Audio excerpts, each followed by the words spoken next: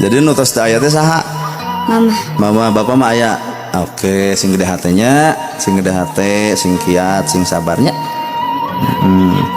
Tuh Bu, aslina mah kitu kahirupan deh. Bener kan? Coba ulang rajaban unggal tahun budak yatim teu perhatikeun. Coba urang rajaban mineng-mineng udunan galalade budak kieu teu keperhatikeun di mana rajabanana, Pak. Lain kuring nyalahkeun. Tapi hakikatna nu dititipkeun ku Nabi teh ieu sabenerna.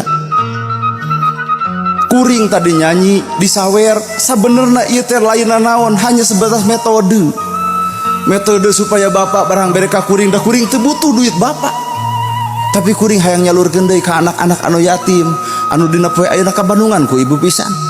Ibu boga budak inungna aya bapana aya ditungtun di bajuan di alusan, coba ieu budak rek usaha di bajuanana, dek usaha diusahakeunana, dek usaha ieu budak di parabanana, dek usaha ieu budak di jajananana. Lamun lain ku urang-urang, mana dalil Nabi anu ngomongkeun anak yatim dud pihara ku urang bakal seperti curug jeung jajangkung. Lamun ingat ka budak yatim, mana buktina geuning aya budak yatim nu katalangsara, geuning aya budak yatim nu di jalan musafir, geuning aya budak yatim nu teu bisa sakola. Mana umat Islam nu baleunghar teh, mana buktina?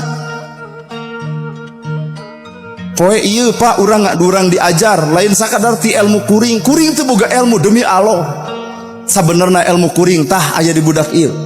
Hate urang jadi leeh. Ieu murang kali kuat nalika aya dihina batur dicaci batur ka saha rek menta panyalindungan.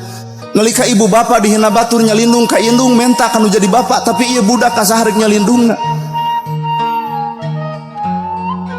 Mata hiruk ulah sok loba lalajo cangkang. Kuring nyanyi, kuring menang saweran, entong sok digogoreng. Sabab hakikatna mah ieu tah hakikatna anu bakal baris menang ti kuring teh.